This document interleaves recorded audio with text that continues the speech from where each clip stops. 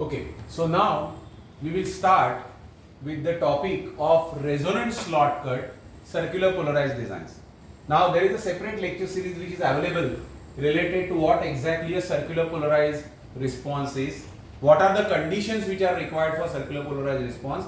Our main focus of this lecture is for the circular polarized antennas employed using resonant slots. Okay, it can be resonant U slot, it can be resonant E-shaped slot, which have been reported. Similar other variations can be thought about for your projects. So, as we know, for circular polarized response, you require two orthogonal magnitudes vectors which are equal in amplitude and having a phase quadrature. So, Ex, Ey and phi x, phi y difference should be there by 90 or 270 degrees. Circular polarized response have been obtained using multiple techniques, narrow slit, dual feed in combination with power divider. But amongst these, circular polarized response using resonant slot or pair of slot is something very interesting. Why? Because it provides a circular polarized response with a axial ratio bandwidth of around 4 to 5%. Axial ratio bandwidth is the measure of the circular polarized radiation of the antenna. So it provides around 4 to 5% bandwidth on substrate thickness of around 0.07 lambda g using a coaxial feed. Still it is a direct contact feed, so there is no proximity required, and it provides a gain of around 6 to 8 dBi. So all these considerations, in fact from all these practical considerations perspective, these requirements are good for satisfying most of the practical application. Just take the example of GPS L5 band. In GPS L5 band, you just require 1 or 2% bandwidth, whereas circular polarized radiation is required minimum 3 dB gain. So a single patch solution obtained using this kind of a design provides the optimum one. So from all that perspective, in my opinion, circular polarized antennas using this resonant slot is the optimum configuration amongst all the CP techniques which are there. So now let's understand what exactly these U slot and pair of slots cut antenna are. Initially, we will just have a look at these couple of configurations which are reported in the literature. Then I will explain you the detailed analysis like what we have done for the wideband U slot cut antenna. I will explain you the nature of circular polarized radiation, why the circular polarized radiation is obtained, and then we will go to the various results of that design. So let's now start with the circular polarized U slot cut antenna. Now what difference you will see? Earlier you have seen the resonant slot cut wideband antennas. Notably, the difference comes with respect to these lengths. They were equal. They were equal in case of wideband linear polarized design. Okay, wideband linear polarized design. Against that, the lengths are unequal. So that inequality in the length plays some role in realizing a circular polarized response. That is the first point. Again, where the feed point should be placed, A, B, C or D. Definitely the feed point has to be placed with respect to the with respect to the resonant slot, symmetrical to that, then only it provides the probe inductance compensation. Like what we have seen in the wideband design, the probe inductance compensation is obtained when you cut a slot inside the path. When you place a feed inside the slot. So point A and B are the optimum configurations or optimum locations where you can get the required impedance matching. Okay, so this is a U slot cut CP design and E-shaped CP design. Okay, circular polarized design. Now I will just look at few of the reported configurations. These are some of the reported configurations. In this, air substrate is used. Okay, definitely a thicker substrate is there, and these lengths were unequal. In these earlier studies, the reasoning behind why this unequal length was creating a U slot radiation or a circular polarized radiation was not explained. Now that is something very important to understand why this circular polarized radiation is obtained when you have this U slot or E-shaped design. Okay. Here this is a E-shaped design and this is a U slot cut design. I will be explaining you the circular polarized response in both the cases with the detailed analysis of the U slot cut patch. Also, earlier study did not presented any guidelines, because now I give you example. I want to design this antenna for a GPS L5 band. or 850 GSM band. So likewise, if I give you the frequency specific requirement, the designer should be able to calculate the U-slot cut dimensions for a thicker substrate using some formulation. So those study was not there. We have worked upon that, and some formulations also have been evolved. Okay. So now these were the reported configurations. Let's start with the analysis of this U-slot cut patch. Again, what we have done, the similar exercise what we have done in the case of U-slot cut wideband antenna. Here I am taking an example of E-shape patch. Here I am taking an example of E-shape patch. Later on I will explain the example with a U-slot cut patch. So here what we have done, first is give the feed point location. For that feed point location, 10 mode will get excited. 20 will not be there, or may be there depending upon the value of feed point location. 02 mode is always present. So here you will see 10 is there and 02 is there when slot length is 0 in length. Okay, when slot length is missing, definitely 10 is there and 02 mode is present. Okay. Then what I have done, I have increased the slot length in steps. Initially both the slot length LS and LS1 was kept the same, and after a certain length slot length, LS1 was only increased, LS was maintained the same. So here this LS1 tells, rather this variation tells both the lengths are equal. So what you will observe, in fact this is the same thing what you will observe in the wideband E-shape design. So when you go on increasing the slot length, the 02 mode starts reducing in frequency. Why? Because 02 mode has a current distribution vertical, and those slot lengths are orthogonal to the vertical current distribution. So the increment in the slot length is like this, and the TM02 mode currents are like this. Because of this, 02 mode frequency is reducing. So this is coming lower and nearing 10 mode frequency. Okay. Now when you further increase and when you take LS not equal to LS1, let's see what happens. Okay. So here LS was maintained constant and LS1 was increased. Okay. LS was maintained constant and LS1 was increased. So what you will observe, definitely 02 mode frequency is going down. Okay, 02 mode frequency is going down, but another mode starts appearing with the unequal slot lengths. Another mode starts appearing with the unequal slot length, that is called as TM11. Now let's dig more deeper into this study to understand why this TM11 mode is coming.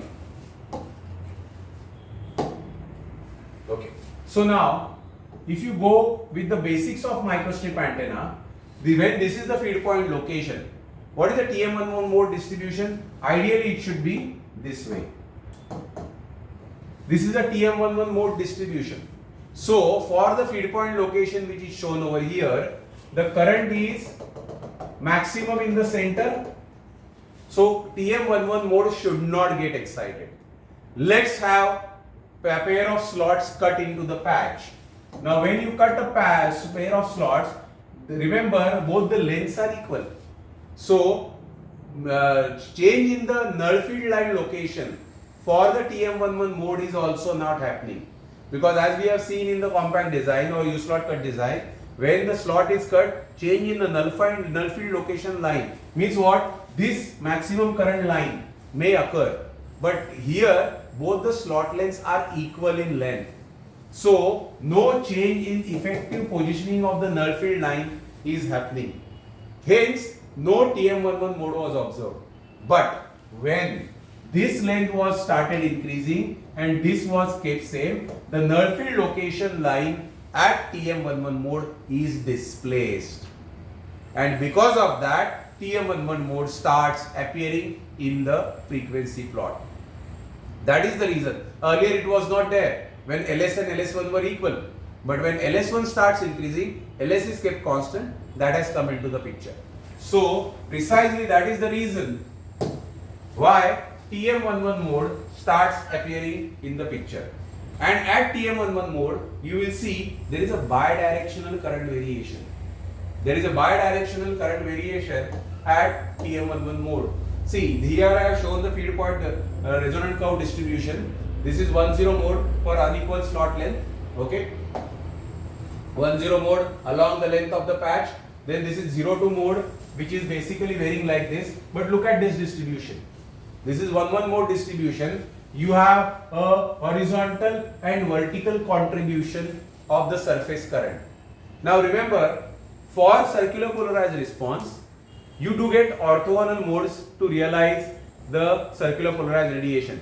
Ex and Ey, their phase difference. Now what is over here? Only one mode is contributing. But the orthogonal surface current distribution at that particular mode on the patch creates this condition, because this is Jx components are available and these are Jy components which are available. Over the aperture of the antenna, you will find such pair of points where Jx and Jy are equal in magnitude, but because of this inequality in the length, there will be a phasal difference between these two current components, and that actually creates a circular polarized equivalent condition on the patch to give a circular polarized radiation pattern. So modified TM11 mode with the bidirectionality in the current is the source of circular polarized radiation at that frequency or in that configuration. If you see the minimum AR curve, axial ratio curve in the E-shaped patch, that exactly coincides with the F11 mode frequency of the E-shaped design. Okay, so here around this particular frequency, if you just run the antenna using any simulation software or practically measure it, you will see a circular polarized radiation pattern. So in E-shape antenna, one can realize a bow tie shape configuration of that also. In E-shape antenna, the circular polarized radiation pattern is because of the TM11 mode. Now similar study one can carry out for U slot. And what you observe but the functioning is slightly different. Why? Because the nature of the slot is different. E-shaped slot are open-ended slot. Why? Because they are cut on the patch boundaries. Whereas U slot are closed-ended slot. V slot is also closed-ended slot because they are inside the patch boundary. So what you will observe, with an unequal slot length, two diagonally directed degenerated modes. They are called as the diagonally directed degenerated mode of the fundamental TM10 mode. Now what do you mean by this? See, if just imagine a case that these two lengths are equal. In that situation, the diagonal length will be same in both the cases. Okay, diagonal length will be same in both the cases. But when I create this inequality, the diagonal lengths are different. And those diagonal lengths creates the degeneration of the fundamental TM10 mode. And you can see, this is, I call it as a TM1045 because the current, this diagonal length and this diagonal length are different, and hence it creates one mode like this, it creates another mode like this. This is created in case of U slot. The same thing is expected in V slot also. This is created in that. For that you need to create a parametric study for this. Means initially, later on I will explain for the V slot what is to be done. But initially a parametric study has to be created for this, where you will see the excitation of these degenerated diagonal modes, orthogonal modes. And that is the source of generation of circular polarized response in U slot cut design when these 45 and 135 diagonal modes are created. Okay, so in E-shape antenna, TM11 mode is dominant. That gives me a circular polarized radiation. Whereas in U slot cut antenna, your TM10, 45 or 135 mode are dominant. That is giving me a circular polarized radiation characteristics. Okay, if I just compare, since TM11 mode is dominant in E-shape design, there is a variation in the gain response over the bandwidth. Whereas these diagonal modes are appearing in the circular polarized radiation, radiation gain characteristic curve of the U-slot cut antenna CP design is more better as compared to E-shape. It has been proved in the literature with a proper parametric study. Similarly, based on this study, the formulas are also available. Similar formulas will be developed for other variations like V-slot. Okay. So here I'll just now try to explain few concepts related to other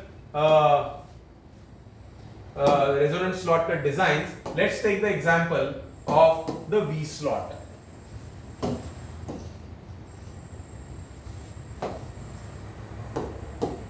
See what one has to do with respect to V-slot, because why I am telling V-slot, because it is a variation of the U-slot. The U-slot is like this, the V-slot will be like this.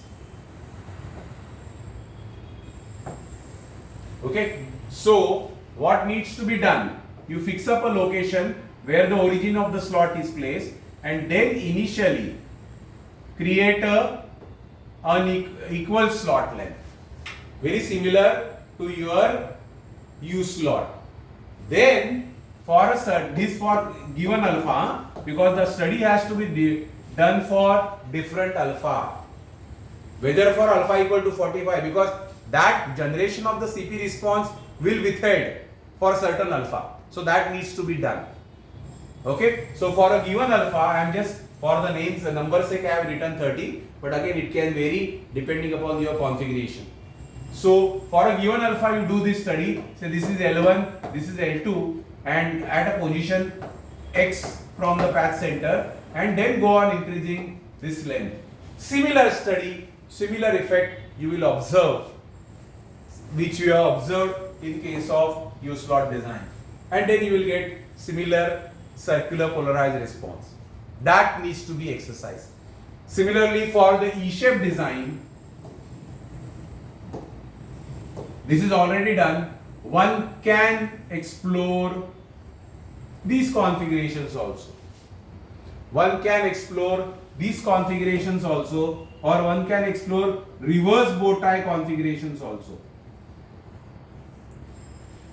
Various ways of realizing, because this has already been done in the wideband design. Similarly, these can be done in circular polarized designs as well. Because see, as I told you, microstrip antenna has a lot of varieties in it. One can just think very constructively or with some kind of intuitions. You can actually design and develop different configurations all the time. Okay, like you were saying, U-shaped configuration like this, only it becomes little bit complicated while constructing. U-slot with a horizontal and vertical length becomes simpler while digging a slot while fabricating. So similar variations, even in the past for a wideband response, this ring kind of a configurations also have been done. Why? Because ring kind of configurations, if I just open up, it is basically this only.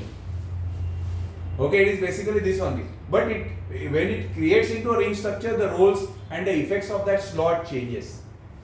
Remember, slot cutting is a one aspect, but what effect it will have with respect to the desired response have to be judged.